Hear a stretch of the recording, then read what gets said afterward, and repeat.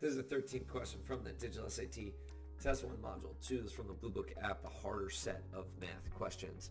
Number 13 reads that we've got a vertex at negative 3, 6, and we've also got one of the x-intercepts at negative 17 over 4, 0.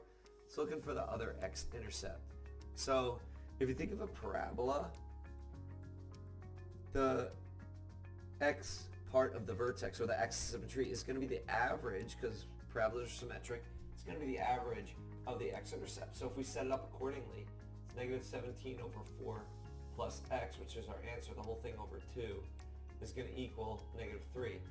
And you multiply both sides by 2, then you add 17 over 4 to both sides, and you get that x equals 7 over 4, negative 7 over 4, or negative 1.75. You can just plug whatever you need to into Desmos.